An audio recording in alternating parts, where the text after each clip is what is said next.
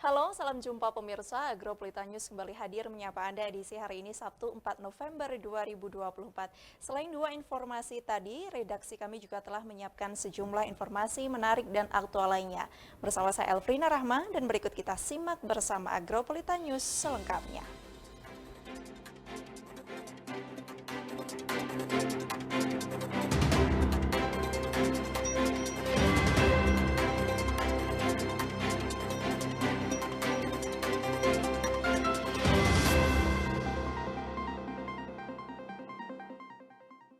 Dan pemirsa mengawali Agropolitan News hari ini, berikut kami rangkum berita seputar Malang Raya dalam News 60 Detik.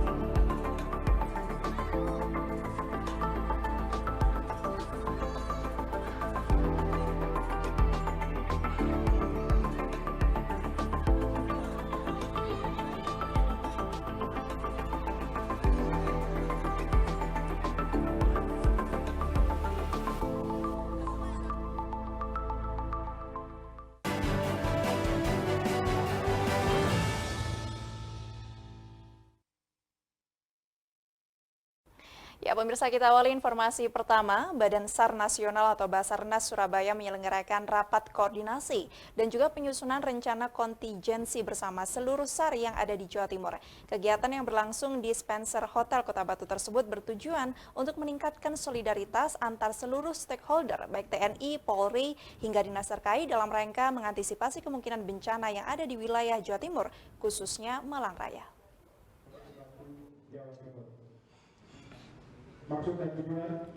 Guna menjalin sinergitas dengan potensi SAR dalam memberikan pelayanan terbaik kepada masyarakat, Badan SAR Nasional Basarnas Surabaya menyelenggarakan rapat koordinasi dan penyusunan rencana kontingensi bersama seluruh SAR yang ada di Jawa Timur. Kegiatan yang dipusatkan di Kota Batu, tepatnya di Spencer Hotel Kota Batu ini, mengusung tema melalui Rakor SAR tahun 2023 dan penyusunan rencana kontingensi kondisi membahayakan orang tenggelam di Sungai Berantas sebagai upaya untuk meningkatkan sinergitas dan solidaritas dengan unsur potensi SAR Malang Raya guna mewujudkan quick action satu jiwa satu rasa. Hadir dalam kegiatan ini, PJ Wali Kota Batu Aris Agung Paewai dalam hal ini mendukung penuh upaya perkuatan sinergitas antara pemerintah daerah dengan Basarnas, utamanya terkait kondisi penyelamatan orang tenggelam. Mengingat di Kota Batu menjadi hulu dari Sungai Berantas, sehingga melalui rakor ini dapat mengantisipasi laka air atau orang tenggelam yang terjadi di Sungai Berantas. Selain itu, di Kota Batu secara topografi juga memang mempunyai potensi bencana yang tinggi, apalagi ketika musim hujan. Artinya kesiapsiagaan dan kewaspadaan serta sinergi yang baik antara seluruh potensi SAR juga sangat dibutuhkan. Sementara itu, Direktur Operasional Basarnas dan Pertolongan Brigadir Jenderal TNI Mar Edi Prakoso membuka kegiatan ini yang ditandai dengan pemukulan gong. Dalam sambutannya menekankan bahwa dalam momen ini sekaligus sebagai sarana mempererat koordinasi dan meningkatkan kerjasama untuk mendukung pelaksanaan operasi SAR secara baik, terutama dalam operasi gabungan pencarian dan pertolongan orang tenggelam di Malang Raya.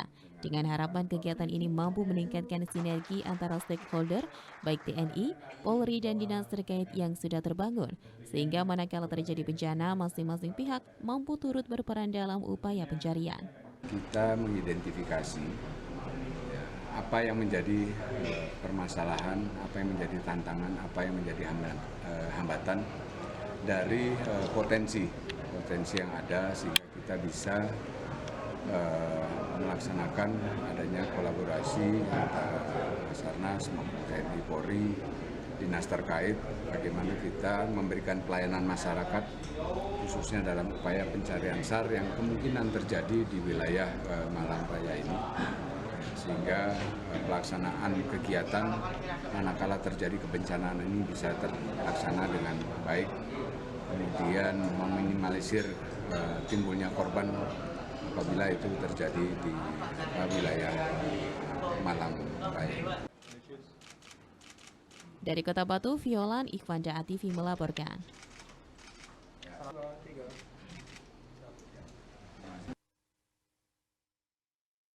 Kita beralih ke berita kriminal. Pemirsa, seorang pencuri nekat beraksi di rumah seorang warga Candi Mendut, Kota Malang kemarin subuh. Pelaku beraksi seorang diri dengan kostum ninja saat korban sholat subuh.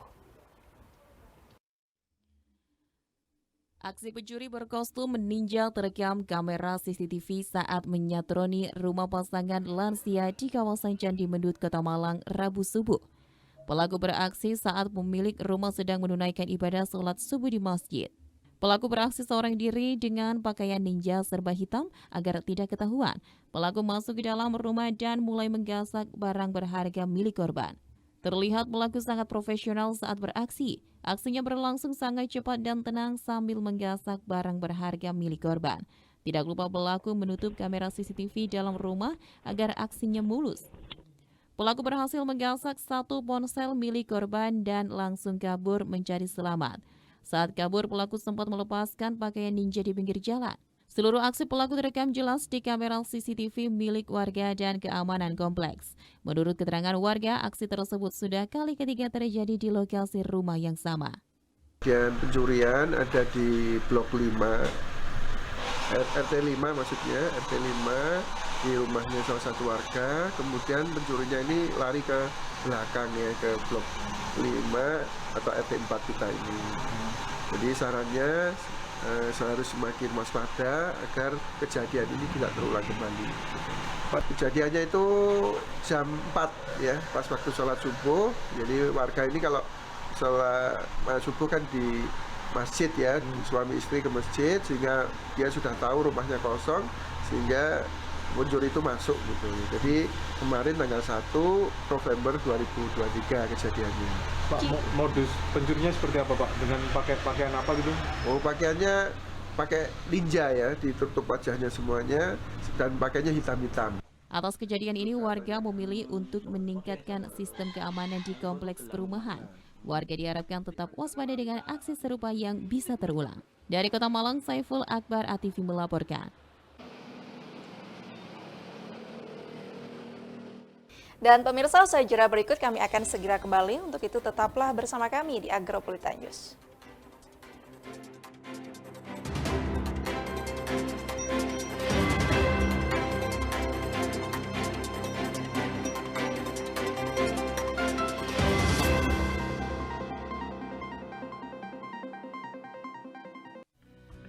Daftarkan diri Anda dan keluarga menjadi peserta BPJS Ketenagakerjaan.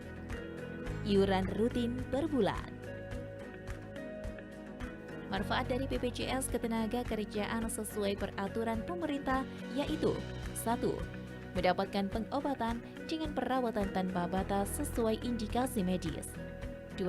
Santunan kematian sebesar Rp70 juta dengan ketentuan meninggal dunia karena kecelakaan kerja. 3. Santunan kematian sebesar Rp42 juta dengan ketentuan meninggal dunia bukan karena kecelakaan kerja. 4. beasiswa sebesar Rp174 juta dengan ketentuan minimal kepesertaan 3 tahun untuk 2 orang anak ahli waris. 5. Tabungan sebesar Rp240.000, iuran dibayar selama 1 tahun penuh. Informasi lebih lanjut. Kerja keras bebas cemas bersama BPJS Ketenagakerjaan. Iklan layanan ini dipersembahkan oleh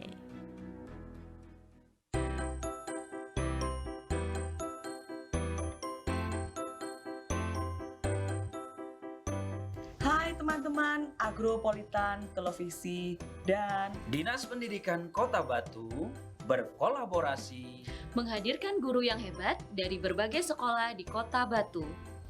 saksikan ada kelas di ATV secara live setiap hari Rabu, Kamis, dan Jumat. mulai pukul 15 sampai pukul 17 waktu Indonesia Barat.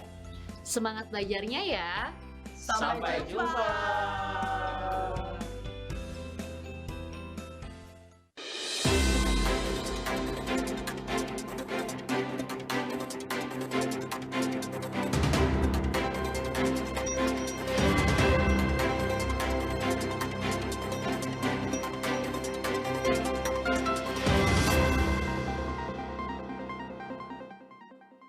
Terima kasih pemirsa, Anda masih bersama kami di Agropolitan News. Kita lanjutkan ke informasi lainnya dari dunia olahraga. Kejuaraan karate Piala Ketua DPRD Kota Malang lebih sepi daripada kompetisi sebelumnya. Hal ini karena banyaknya kompetisi karate di Jawa Timur belakangan ini. Berikut liputan selengkapnya untuk Anda.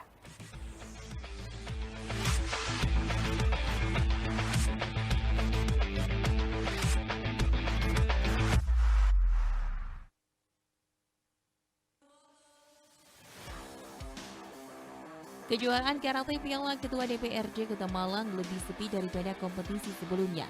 Hal ini karena banyaknya kompetisi karate di Jawa Timur belakangan ini. Garam turnamen sepak bola Piala DPRD Kota Malang tahun ini sedikit mengalami penurunan. Hal tersebut terlihat dari jumlah kontestan yang mendaftar. Tahun ini panitia menyiapkan sebanyak 2.000 medali untuk setiap peserta karate Piala Ketua DPRD Kota Malang. Namun peserta kurang dari itu. Tahun ini total peserta kelas yang diikuti sebanyak 1.113 peserta dari total kelas 1.559 peserta. Artinya peserta berkurang. Panitia mengaku memahami kondisi tersebut. Pasalnya hampir setiap minggu ada kompetisi karate yang tersebar di seluruh Jawa Timur. Untuk kali ini memang kami sedikit agak menurun ya. Dari target medali yang kami siapkan sebesar 2.000, namun dari peserta termasuk kelasnya yang diikuti dari 1.113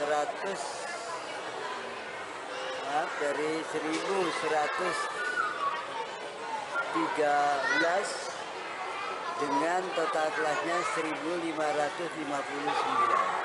Sedangkan medali yang kami siapkan 2.000. Untuk itu alhamdulillah memang dalam hal satu sisi mungkin kita piala, medali siap, semuanya ready, tidak ada keterlambatan karena khawatirnya kan terlambat seperti yang sudah medali 1, 2, 3 minggu. Kalau kami ini medali 2, 3 minggu sudah selesai.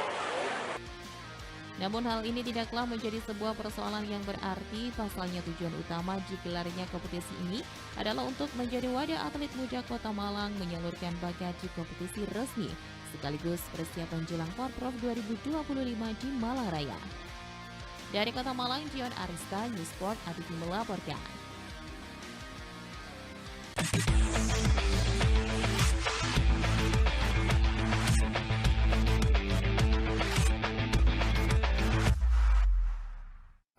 Sementara itu pemirsa, 1.000 pendekar cilik mengikuti kejuaraan pencaksilat Piala Kepala Dinas Pendidikan Kabupaten Malang. Selain sebagai ajang pembinaan, kejuaraan yang berlangsung selama 2 hari ini diharapkan bisa memunculkan atlet pencaksilat yang berbakat.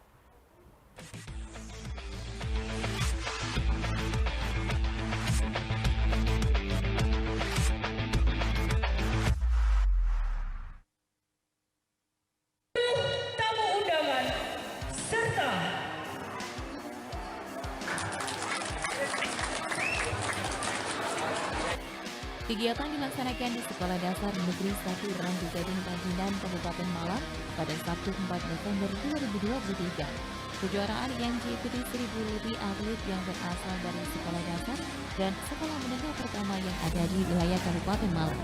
Selain sebagai tempat pembinaan, kejuaraan Piala Kepala Dinas Pendidikan Kabupaten Malang juga sebagai ajang pencarian atlet berbakat. Kejuaraan yang berlangsung pada tanggal 4 hingga 5 November 2023 ini mempertandingkan beberapa kategori, mulai dari pemula hingga pra-remaja dengan tingkat pendidikan sekolah dasar dan sekolah menengah pertama. Kepala Dinas Pendidikan Kabupaten Malang, Suwaiju, menjelaskan pencaksilat bagian dari kurikulum merdeka dalam pengembangan minat dan bakat peserta didik. Dalam hal ini, kesenian bela diri khas Indonesia bisa dijadikan pelajaran ekstrakurikuler di sekolah. Menurut Suwaiji, dalam pencaksilat banyak didapatkan bukan hanya olahraga dan bela diri, namun bisa dijadikan pembinaan karakter.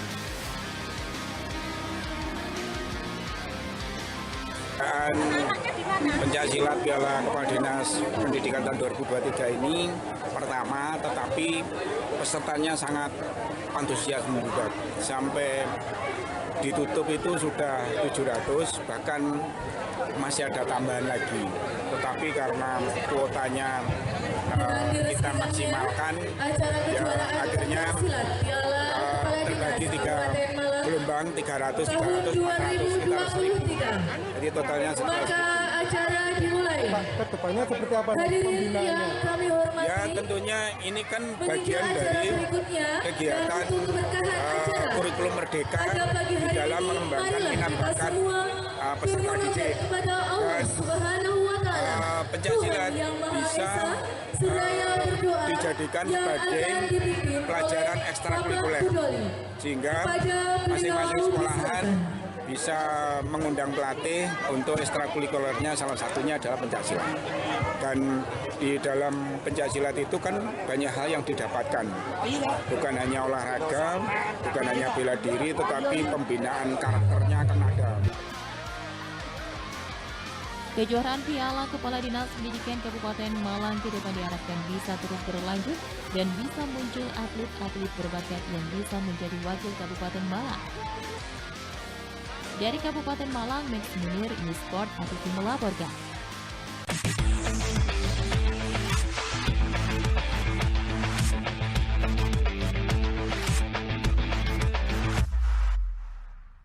Dan pemirsa, jangan beranjak dulu dari tempat duduk Anda karena usai jeda berikut kami akan segera kembali. Tetaplah di Agropolita News.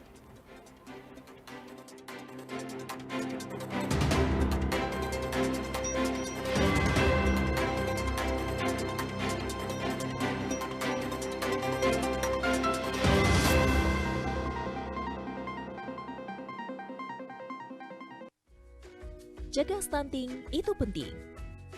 Stunting, gangguan tumbuh kembang pada anak akibat kekurangan gizi kronis dan infeksi berulang sehingga tinggi badannya berada di bawah standar. Ciri-ciri stunting pada anak.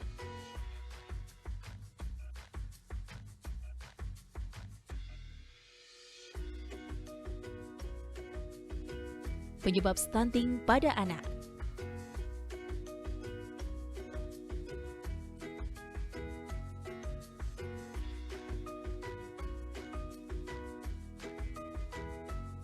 Cara mencegah stunting.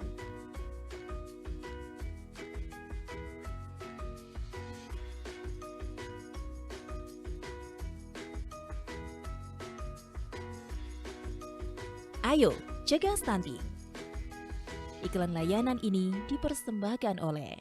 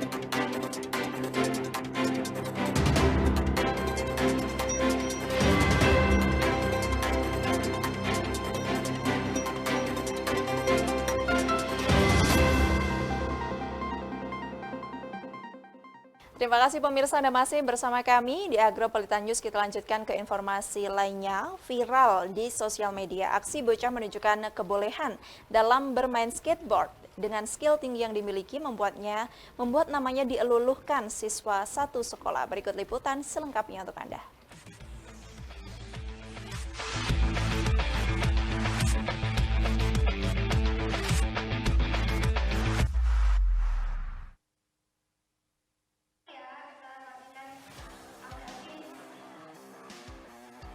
Viral di media sosial, aksi bocah menunjukkan kebolehan dalam bermain skateboard.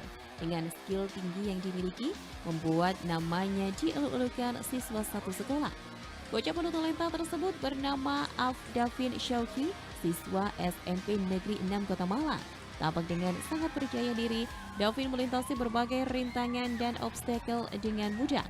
Di umur yang masih belia, Davin mampu melakukan berbagai trik sulit seperti ollie dan melewati tangga gedung.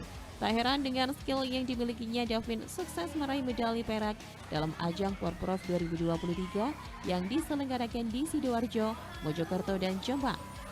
Davin mendalami hobinya ini sejak duduk di bangku kelas 3 SD setelah melihat aksi para skateboarder di alun-alun Merdeka, Kota Malang. Sejak saat itu dirinya tekun berlatih untuk masuk dalam dunia skateboard.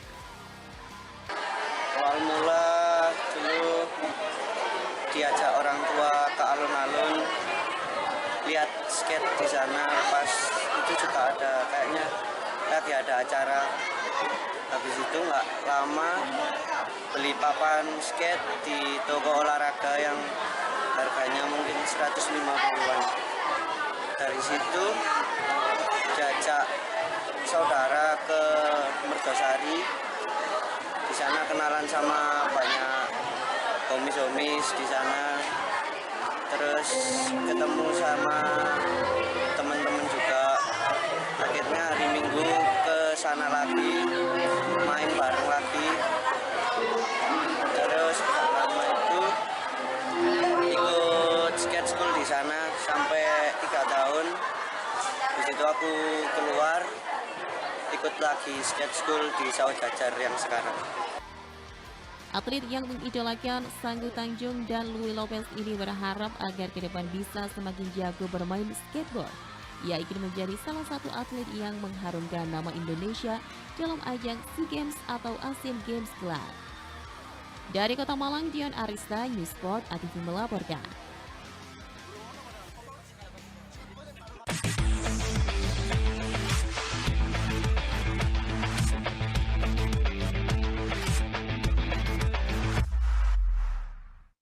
Ya pemirsa, semangat Novio Alexander untuk mempercantik orang membuka pintu usaha di Amerika Serikat. Mulai dari tampilan natural, pesta meriah hingga penampilan di panggung dan juga catwalk New York Fashion Week.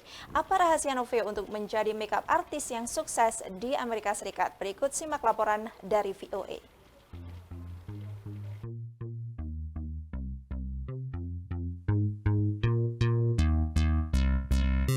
Sapuan kuas make up-nya bagai tongkat ajaib yang mengubah penampilan kliennya.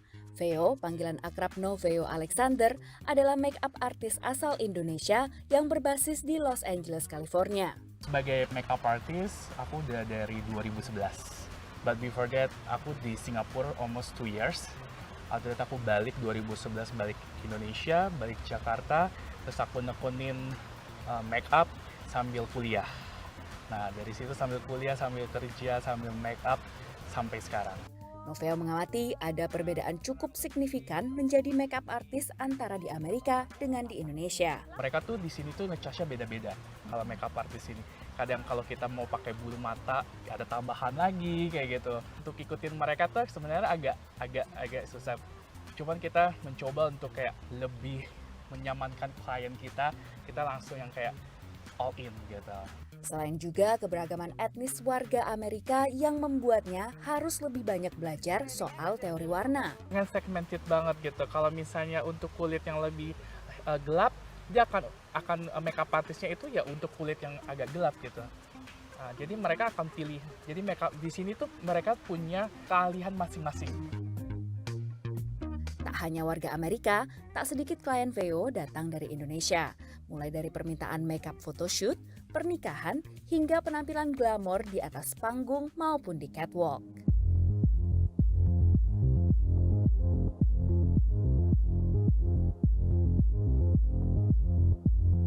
Tak jarang, Veo diterbangkan ke penjuru Amerika untuk melayani permintaan makeup. Bagi pelanggannya, energi positif yang dipancarkan Noveo membuat mereka nyaman dan percaya dengan riasan Veo. Yang membuat berbeda, pertama kerjanya rapi.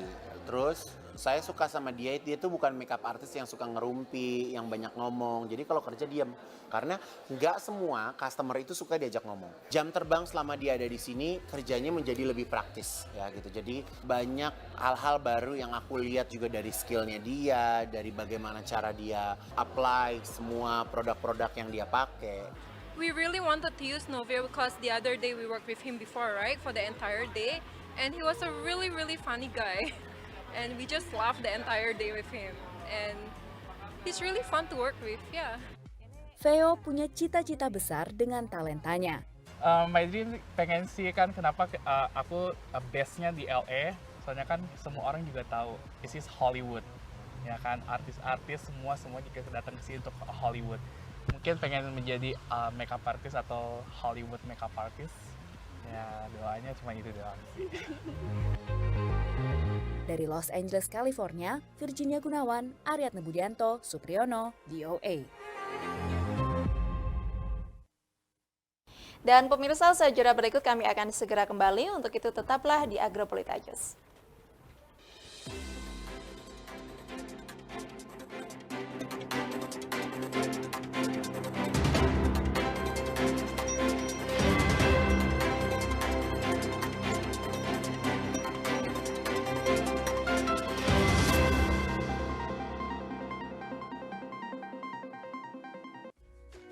Jaga stunting itu penting.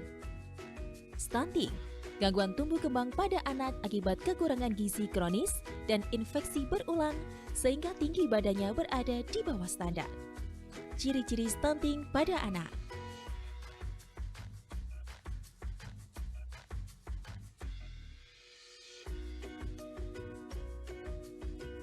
Penyebab stunting pada anak.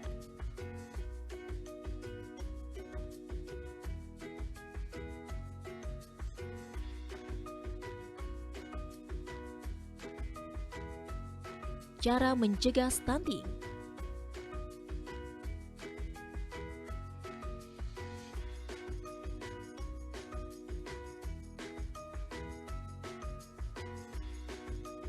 Ayo, cegah stunting.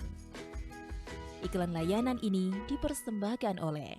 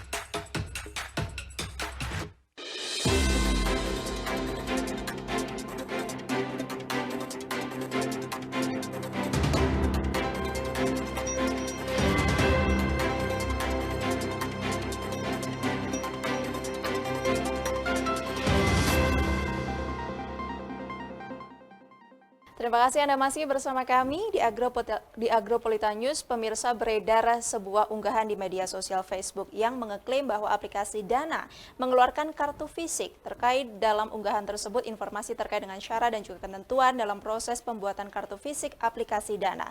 Lalu benarkah informasi tersebut? Berikut tim News Apa Iya mengemas fakta di balik berita dari sumber rilis Dirjen Aplikasi Informatika, Kementerian Komunikasi dan juga Informatika Republik Indonesia.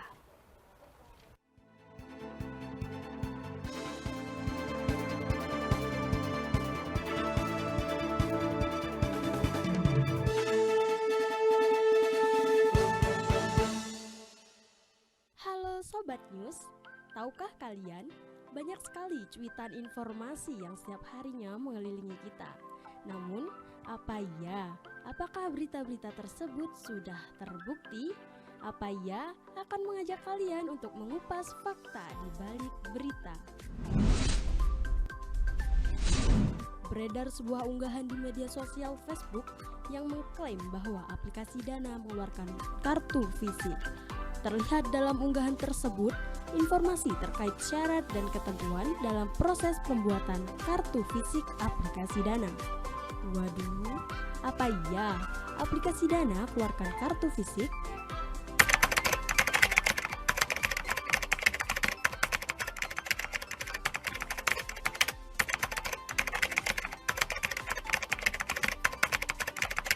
Dilansir melalui rilis resmi Kem.Kominfo pada tanggal 15 Oktober 2023 lalu yang mengutip dari jalhoax.jakarta.go.id, faktanya, klaim tentang aplikasi Dana mengeluarkan kartu fisik adalah hoax. Dana merupakan aplikasi dompet digital dan tidak pernah mengeluarkan atau menerbitkan kartu fisik. Masyarakat juga dihimbau untuk selalu bersikap waspada terhadap setiap akun media sosial, juga tidak terverifikasi dan mengatasnamakan Dana. Sobat News, jangan langsung percaya ya dengan berita yang belum tentu kebenarannya. Oke Sobat News, kita akan kupas fakta dari berita-berita selanjutnya. Saksikan hanya di Apa Ya.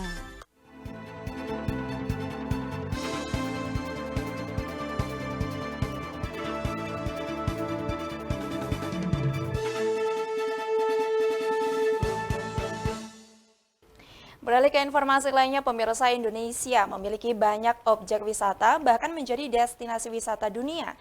Keindahan wisata alam Indonesia banyak memikat turis mancanegara datang hingga ke pelosok Indonesia. Setiap destinasi biaya yang dikeluarkan berbeda-beda, namun mahalnya biaya dijamin akan tergantikan dengan keindahan yang disuguhkan di depan mata. Dan informasi ini kami rangkum dalam News, Fakta, dan Unik. Dan informasi ini pemirsa sekaligus menutup perjumpaan kita pada Agropelita News edisi hari ini. Mewakili seluruh kerabat kerja yang bertugas, saya Elfrina Rahma mengucapkan terima kasih atas kebersamaan Anda dan sampai jumpa.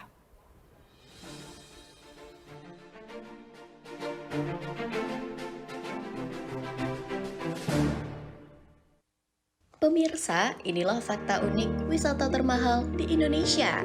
Indonesia memiliki banyak objek wisata, bahkan menjadi destinasi wisata dunia. Keindahan wisata alam Indonesia banyak memikat turis mancanegara yang datang hingga ke pelosok Indonesia. Setiap destinasi, biaya yang kita keluarkan berbeda-beda. Namun mahalnya biaya dijamin akan tergantikan dengan keindahan yang disuguhkan di depan mata. Dan pemirsa, berikut fakta unik wisata termahal di Indonesia.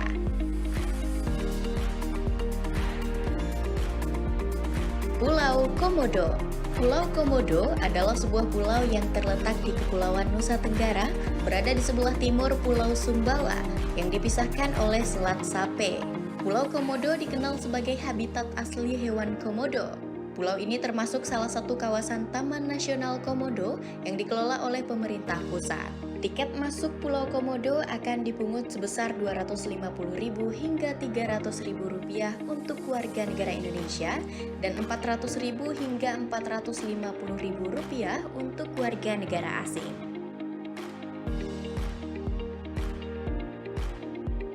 Raja Ampat. Raja Ampat adalah salah satu kabupaten di Provinsi Papua Barat Daya, Indonesia. Ibu kota kabupaten ini terletak di Waisai. Kepulauan ini sekarang menjadi tujuan para penyelam yang tertarik akan keindahan pemandangan bawah lautnya. Untuk masuk Raja Ampat, wisatawan lokal yang baru pertama kali datang harus membayar tiket masuk sebesar Rp500.000. Sementara wisatawan asing sebesar Rp1 juta.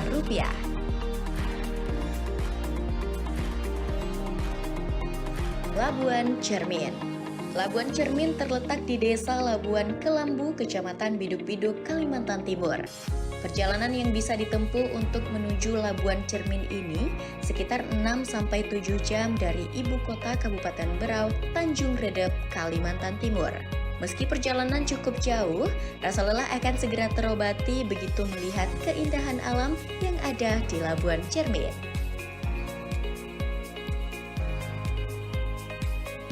Kepulauan Derawan. Kepulauan Derawan adalah sebuah kepulauan yang berada di Kabupaten Berau, Kalimantan Timur. Di kepulauan ini terdapat sejumlah objek wisata bahari menawan. Salah satunya Taman Bawah Laut yang diminati wisatawan mancanegara, terutama para penyelam kelas dunia. Biaya untuk menuju ke Pulau Derawan bisa dijumlahkan sekitar 2 hingga 3 juta rupiah. Pulau Weh. Pulau Weh adalah sebuah pulau vulkanik kecil di barat laut Pulau Sumatera.